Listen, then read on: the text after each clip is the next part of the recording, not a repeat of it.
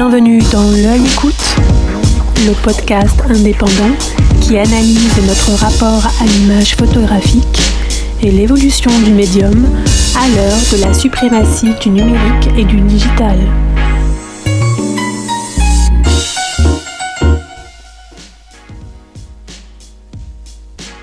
Venue à la photographie au début des années 2000 après un premier chemin dans la mode et la couture et une grande phase d'introspection, Carole Benita a d'abord exploré le médium en photographiant ses proches et son univers intime.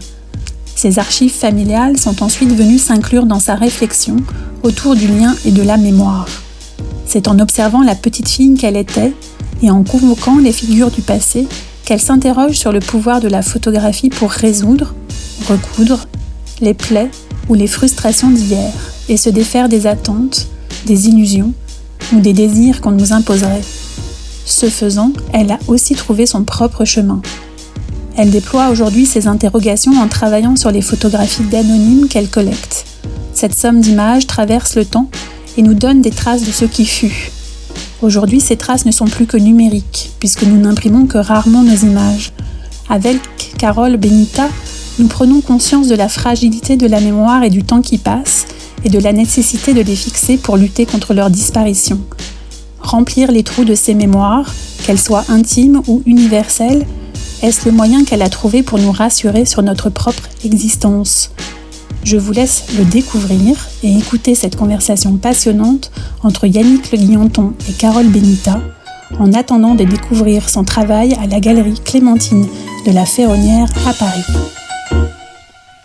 Bonjour Carole Benita. Bonjour. Merci d'avoir pris un peu de temps pour vous arrêter au micro de L'Œil Écoute pour cet entretien alors que vous arrivez tout juste de Marseille. Alors Carole, vous êtes venue à la photographie au début des années 2000, vous vous définissez comme une photographe plasticienne. On connaît votre travail à travers des interventions sur des photographies qui sont essentiellement des images d'archives, sur lesquelles vous brodez, vous écrivez, vous déposez des motifs à l'encre. Mais vous vous exprimiez auparavant dans un autre domaine de création. Vous étiez styliste, modéliste. Oui, c'est exact. J'ai fait mes études donc à Paris. Je suis diplômée de l'école de la chambre syndicale de la couture parisienne et j'ai travaillé pendant 10 ans dans ce domaine-là. Et je suis arrivée à la photo au début des années 2000 à la suite de remises en question personnelles très fortes.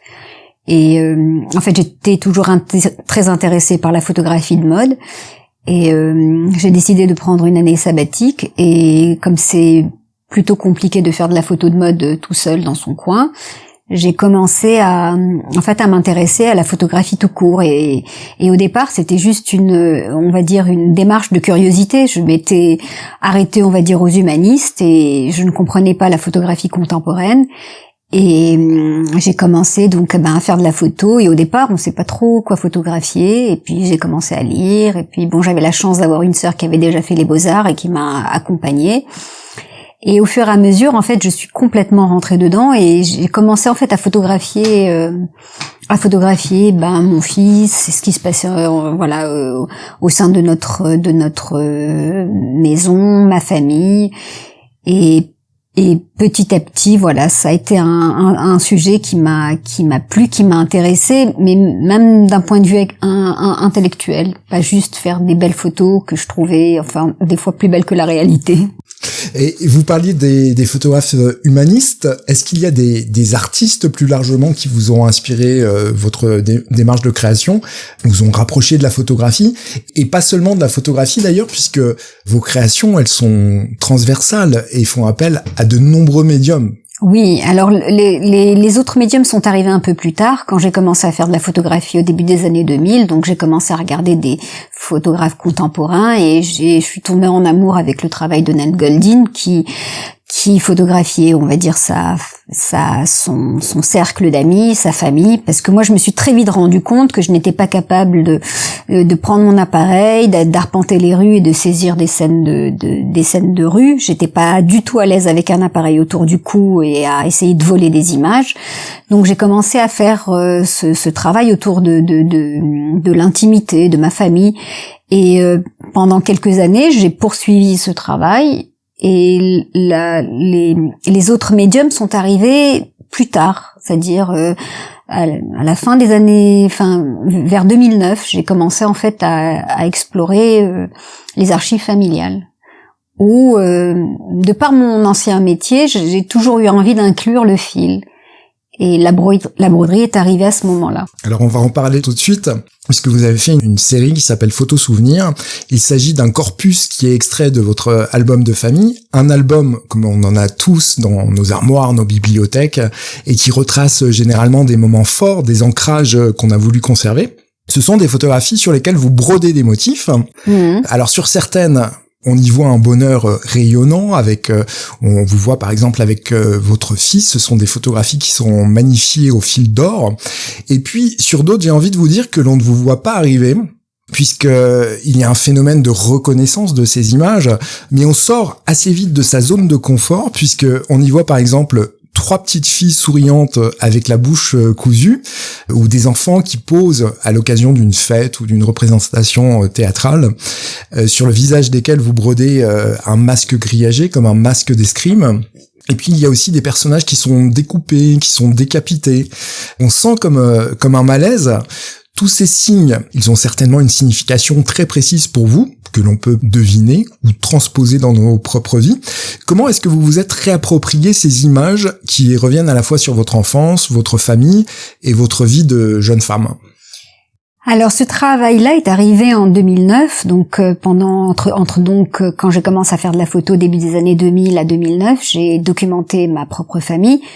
Où je vous ai dit, je suis arrivée à la photographie à la suite de remises en question très fortes, et alors que j'avais tout pour être, on va dire, bien dans ma vie, j'étais dans une sorte de difficulté où j'avais besoin de comprendre l'origine, et à un moment donné, je ne sais pas pourquoi, c'est comme si en fait l'origine de ce malaise trouvait sa source dans l'enfance, et j'ai commencé en fait à explorer la mémoire de l'enfance, à aller chercher dans les boîtes les photos d'archives, à demander à mes sœurs des photos de notre enfance, à regarder les photos de l'adolescence, à collecter toutes les photos d'archives familiales qui existaient avant que moi je ne commence à documenter ma propre famille. Et en fait, quand on regarde des photos, après 40 ans d'espace, entre le moment où la photo a été prise et le moment où moi je la regarde, et que je la vois avec l'expérience de vie, en fait, je vois autre chose que ce qui est représenté. Il y a des photos, je suis petite, je sais même pas qui prend la photo, sûrement mon père quand il n'est pas sur la photo, je n'ai pas du tout le souvenir de la situation.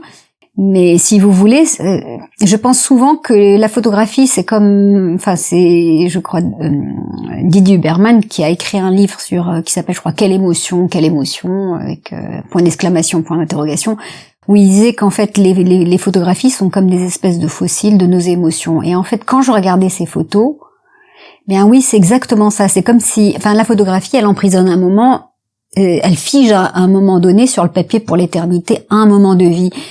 Et quand moi je regardais ces photos avec toute l'expérience passée, je voyais autre chose. Alors je dis toujours qu'en fait les photographies de famille, les photos qui figurent dans les albums sont souvent des moments heureux, les réunions de famille, les anniversaires, les pique-niques à la campagne, les journées à la plage. On ne documente pas les moments malheureux, c'est comme si toute cette matière noire de la famille est complètement évacuée.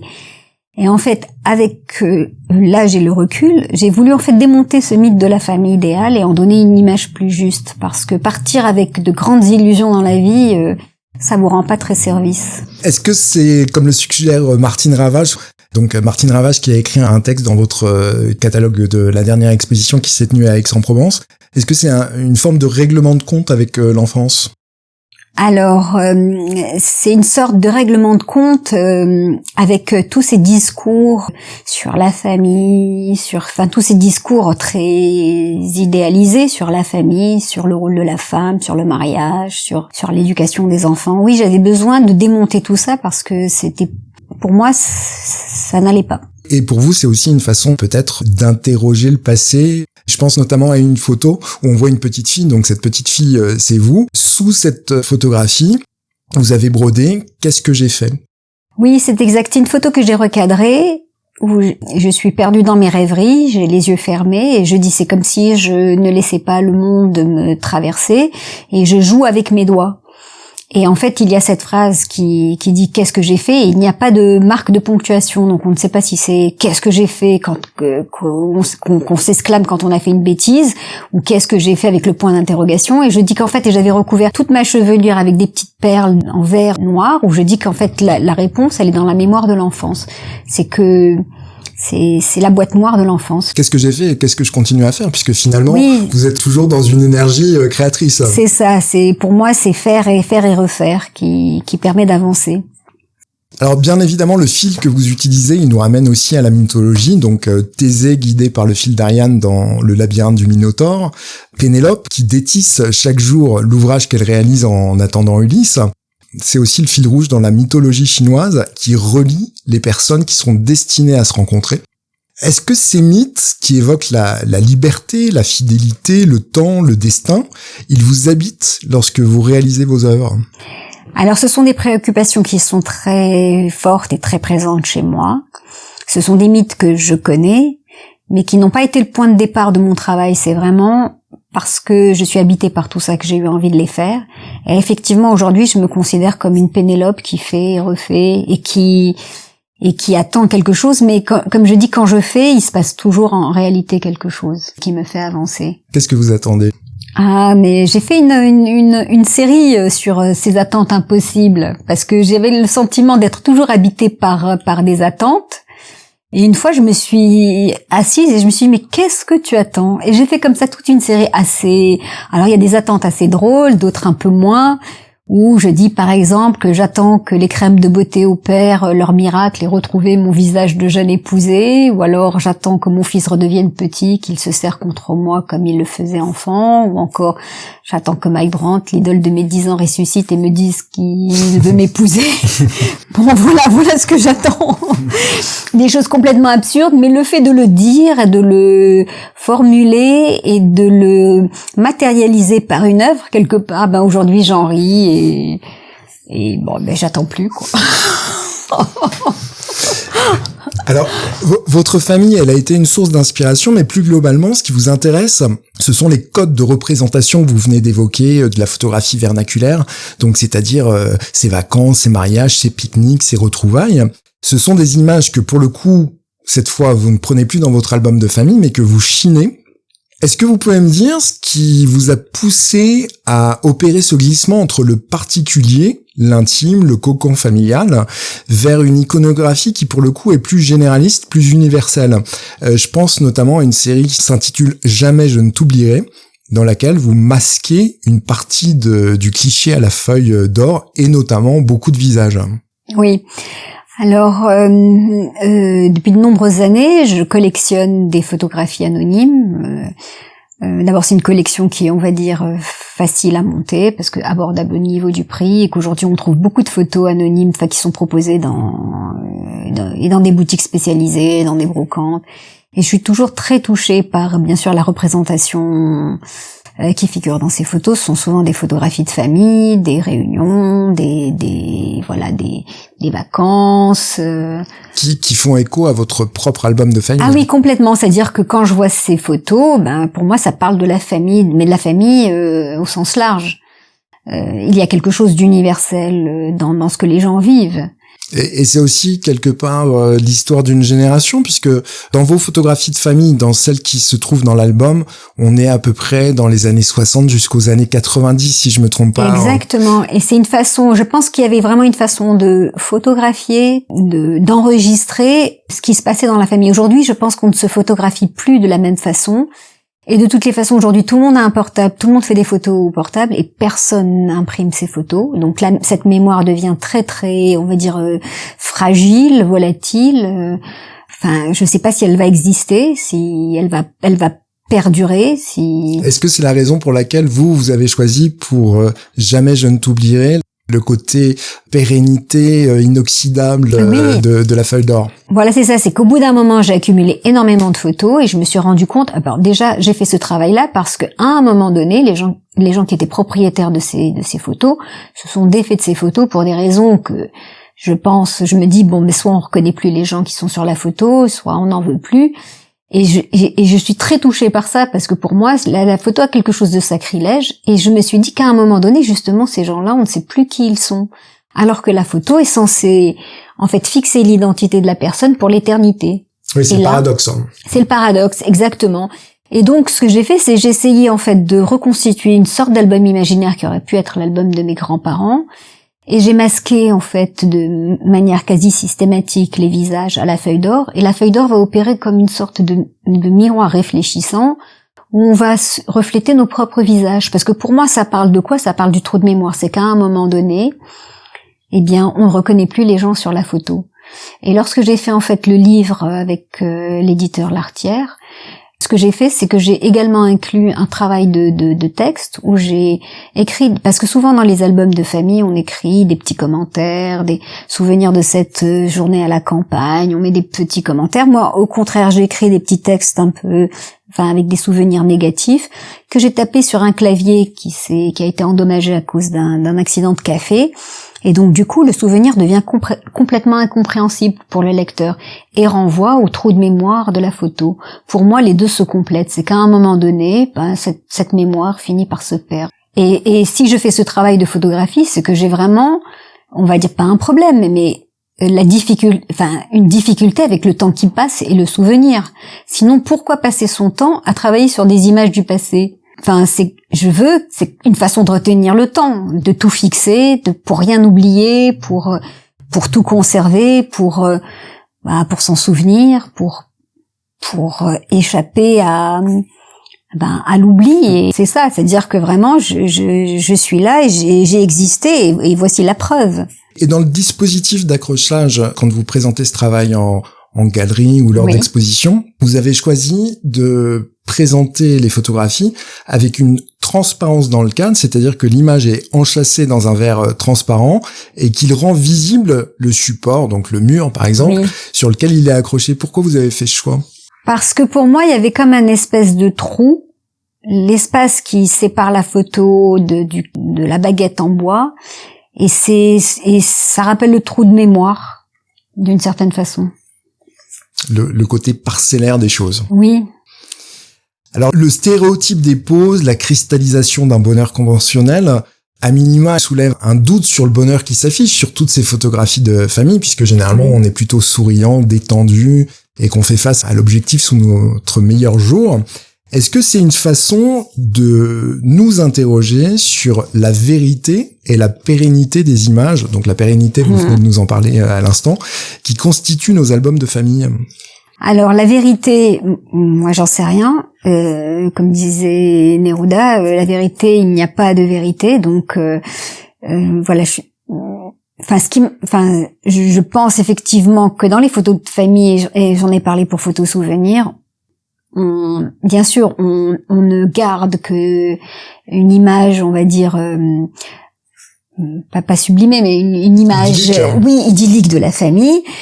Mais dans cette série Jamais je ne t'oublierai, ce qui m'intéressait, c'était vraiment le trou de mémoire. Et j'ai bien sûr sélectionné un certain type de pose, de situation, parce que ça renvoie à quelque chose que tout le monde connaît, qui est commun à tous les albums de famille. Voilà, mais le sujet de la série Jamais je ne t'oublierai, c'est vraiment le temps qui passe et le trou de mémoire.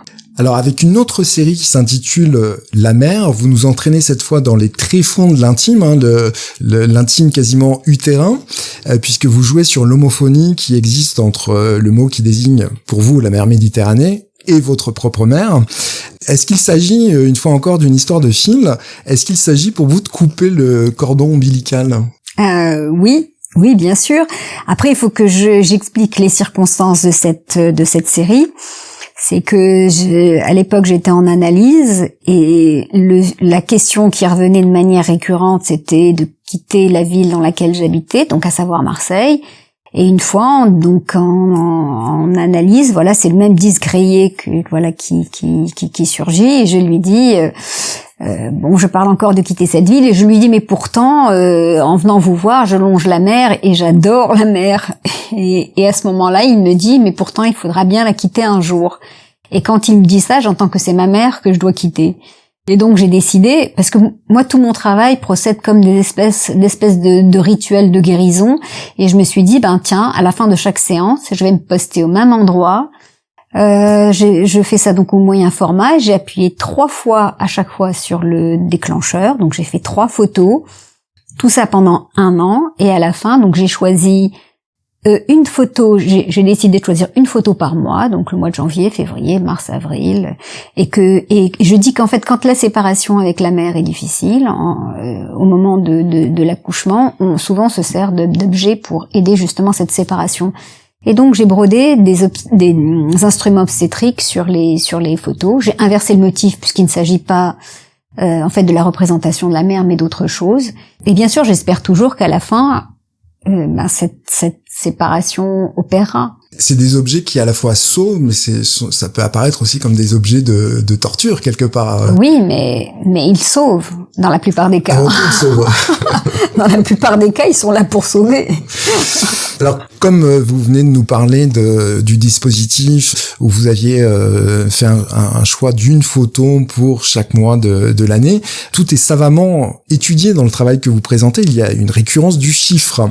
Donc, vous l'utilisez pour marquer les jours d'une année, les jours de la semaine ou le temps de la grossesse, tout simplement.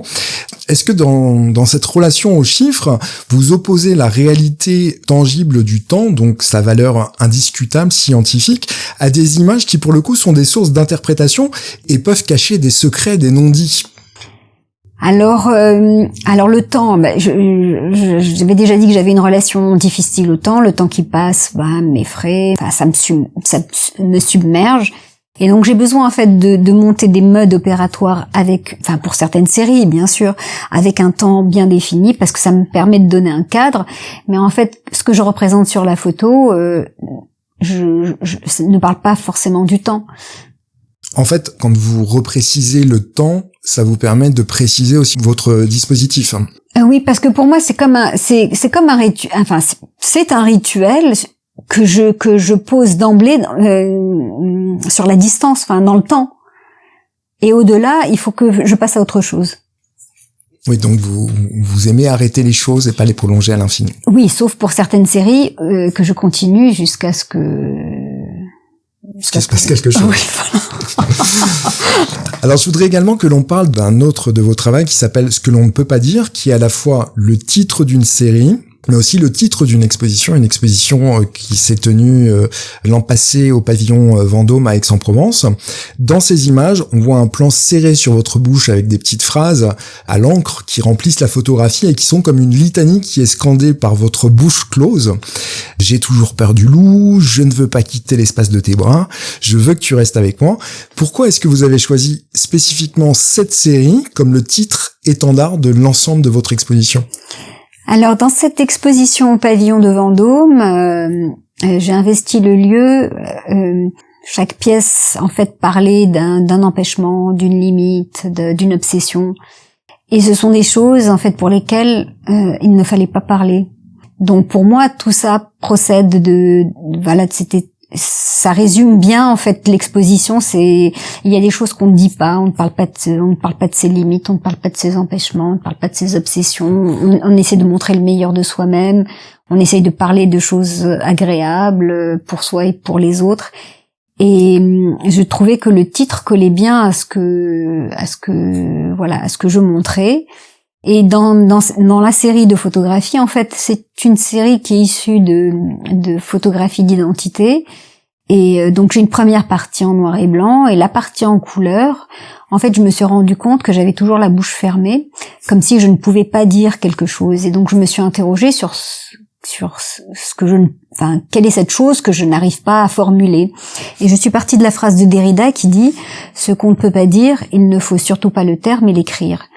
Et donc vous l'avez mis en application. Je l'ai mis en application. Donc je me suis interrogée et donc je me suis dit, la difficulté qui s'imposait à moi là, c'était de parler justement du désir. C'était d'exprimer le désir la volonté d'aimer, la peur d'être rejeté, la peur de ne pas être aimé en retour. C'est toutes ces choses là que j'ai commencé en fait à écrire. Alors j'ai recadré les bouches. Et j'ai commencé à écrire, à écrire des phrases qui avaient un rapport avec le désir selon l'âge que j'avais sur la photographie, parce qu'on n'est pas pareil, on n'affronte pas et on ne vit pas le désir de la même façon quand on a 17 ans, qu'on découvre l'amour, ou quand on a 30 ans et qu'on est déjà mère, ou quand on a 50 ans et qu'on rentre. Donc c'est une mise en abîme où vous retrouvez un peu les sensations que vous aviez à cette époque-là. C'est ça la façon dont moi j'appréhendais le désir. Et donc à chaque fois j'écris cette phrase, je recouvre toute la surface de la photo avec cette même phrase, avec toujours l'idée que cet acte un peu répétitif et hallucinatoire va finir par libérer la parole. Et ce que l'on ne peut pas dire fonctionne en regard avec une autre série qui s'intitule Ce que l'on ne peut pas voir, où cette fois vous dessinez toujours à l'encre des parties du corps humain sur des photos de vous qui ont été réalisées en studio quand vous étiez enfant, adolescente. Est-ce que c'est pour signifier que votre existence, elle n'est pas uniquement conditionnée par un cadre, une pose, un sourire, et que vous êtes un être complet, que vous revendiquez finalement votre droit à sortir du cadre, votre droit à exister? Ah oui, justement. En fait, ce sont effectivement des photographies d'identité, et à l'époque, ce sont des photographies en noir et blanc. Donc, pour faire une photo d'identité, il fallait aller chez le photographe de quartier, qui vous demandait de vous asseoir sur un tabouret, de tourner sa tête de cette façon, de se positionner de telle façon. Donc, on avait l'assignation du photographe à se tenir d'une certaine façon. Et pour moi, je dis souvent que dans les photographies d'identité, ce qui manque, c'est le corps. Donc, ici, j'ai voulu, pareil, exprimer la difficulté à envisager son corps en tant qu'objet désirant. Et effectivement, je trouve que quand on est jeune, on est beaucoup soumis aux assignations de la société. Il faut être comme ci, comme ça, il faut pas faire ci, il faut faire tel métier, il faut se comporter comme ça, il faut fréquenter telle ou telle personne.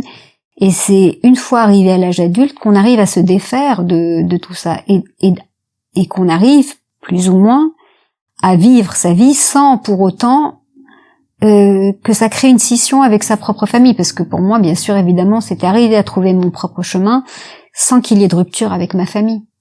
Et dans les éléments que vous mettez en avant, en fait, sur ces photographies d'identité, j'ai noté qu'il y en avait une qui s'intitulait Colostrum. Oui. Donc, colostrum, c'est le premier lait. Le premier lait maternel. Ouais, c'est ça. Donc, finalement, vous transposez votre vision de femme adulte sur des photographies d'enfance, mais parce que je pense je crois qu'on est très marqué par la façon dont on a été élevé et le milieu dans lequel on a vécu, et qu'on transporte ça malgré soi avec nous. Et pour moi, la difficulté, c'était d'arriver à faire les choses, comme je dis, sans être mise au banc de la famille, parce que bon, c'est vrai qu'aujourd'hui les mauvaises filles sont à l'honneur, mais quand on en est une, je trouve que la vie est très dure, et je voulais pas aller sur ce terrain-là.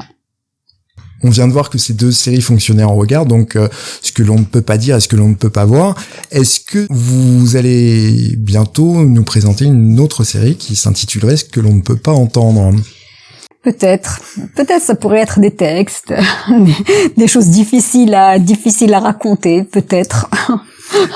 Alors pour en venir au son, dans votre travail, il y a malgré tout une petite musique de fond, puisque deux séries font référence à des chansons, donc Jamais je ne t'oublierai, qui est un appel subliminal à la comptine à la Clairefontaine, et Just the Two of Us, donc un standard du rhythm and blues. Est-ce que la musique, elle vous accompagne dans vos créations ?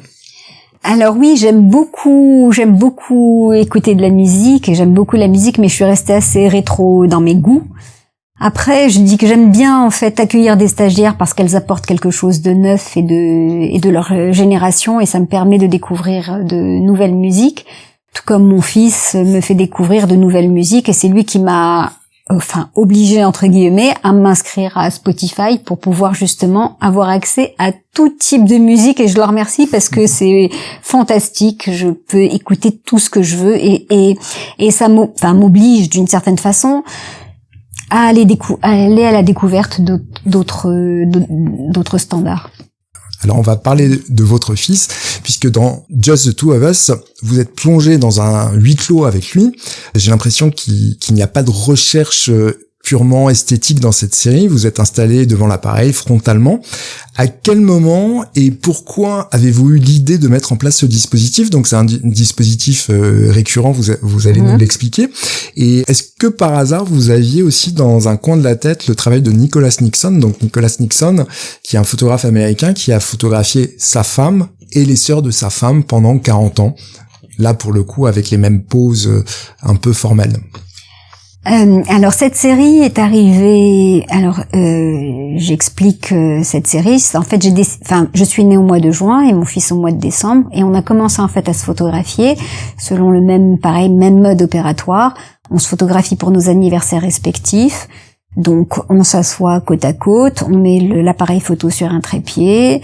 Je prends une pellicule 6.6. On a un déclencheur souple, et donc je fais 3 pellicules à chaque fois. Une poire. Oui, voilà, une poire, et je fais 3 pellicules à chaque fois, et donc je choisis une photo dans ces 3 pellicules, et comme ça depuis des années. Donc ça représente une centaine de poses, non? Alors j'ai pas fait le calcul, non, quand même pas. Mon fils a dans aujourd'hui 3 pellicules.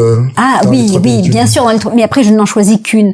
Donc on va dire qu'on a 2 photos par an. D'accord. Donc voilà. Et pour moi, en fait, j'ai commencé à faire cette photo parce que quand on a des enfants, on trouve que, c'est à ce moment-là qu'on se rend compte à quel point le temps passe vite, parce que un jour ils sont tout petits dans leur berceau, et puis il faut changer le lit parce que tout d'un coup ils sont devenus grands, ils font un lit d'adulte, et puis tout d'un coup ils vous dépassent, et j'avais besoin de marquer justement ce temps-là.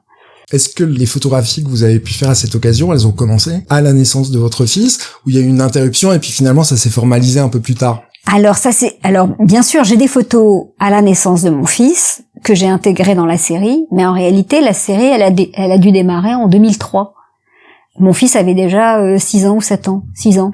Et vous comptez bien évidemment. Et je comptais, et voilà, effectivement. La prolonger. Et la série donc de Nicholas Nixon, bien sûr, m'a beaucoup inspirée, et aujourd'hui, avec le temps, il s'est déjà passé 20 ans entre le moment où je l'ai découvert et maintenant, ça devient beaucoup plus fort, la série prend tout son sens, parce que pour moi, c'est une série, en tout cas, celle que je fais avec mon fils, c'est une série sur notre relation et le temps qui passe, et ça marche très bien, parce que c'est comme vous dites, je recherche pas l'esthétique, c'est qu'au départ, il renaclait un peu à poser, donc, il y a des photos où il regarde son téléphone, ou d'une photo où il mange son yaourt, et je dis tant pis, je fais quand même la photo. Et ça parle de notre relation au début. Quand il était plus petit, il avait la tête penchée vers moi, et puis là c'est moi qui penche la tête vers lui. Elle est presque documentaire sur une relation entre une mère et son fils, alors que votre travail pour le coup est plutôt plasticien. Oui, mais en même temps pour moi ça parle de photographie, ça parle de temps, et ça parle de mes préoccupations. C'est vraiment j'enregistre à un moment bien précis dans ma vie. Alors notre entretien va s'achever. On a vu que vous ne vous enfermez pas dans une forme de confort dans vos créations, qu'il y a une grande diversité. Vous qui venez du monde de la mode, est-ce que vous envisagez vos différentes séries comme les collections du monde de la couture, qui impliquent un perpétuel renouvellement? Alors oui, je considère en fait comme dans les grandes maisons, on va dire une sorte d'ADN, donc un esprit, un style. J'essaye de rester dans les problématiques qui m'intéressent, à savoir le désir, la perte, le souvenir, l'enfermement des femmes.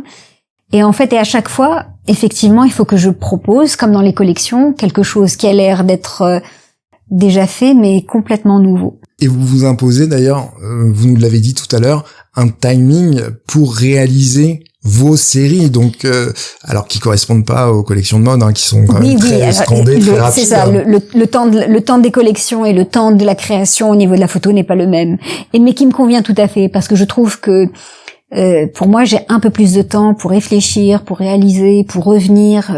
La cadence de la mode est un peu forte pour moi. De plus en plus, peut-être même aujourd'hui. Oui, aujourd'hui, parce qu'il y a déjà 2 grandes collections par an, plus toutes les collections intermédiaires, la collection croisière, la collection prêt-à-porter, la collection luxe. C'est un peu trop bon. Après, ce sont des équipes, les gens ne travaillent pas tout seuls. Mais j'aime bien en fait aussi le temps de la réflexion et le temps qu'il faut pour que les choses émergent. Et la mode, comme vous, elle revisite fréquemment le passé pour finalement proposer de nouvelles visions du monde. Exactement, faire du neuf avec du vieux. Très bien, merci beaucoup Carole Benita. Merci à vous. Pour voir les images que nous avons évoquées, et plus encore évidemment, on peut consulter votre site internet, donc Carole, 2LE, Benita, BENITAH.com, et je crois que vous avez prochainement une exposition à la galerie Clémentine de la Ferronnière à Paris. Oui, nous envisageons de faire une exposition personnelle. Le vernissage est prévu le 11 mai 2023 et l'exposition se tiendra jusqu'au 5 août 2023. Donc c'est déjà arrêté, c'est bien envisagé. C'est bien envisagé. On travaille déjà à la scénographie. Très bien, merci encore Carole. Merci à vous, merci pour l'invitation.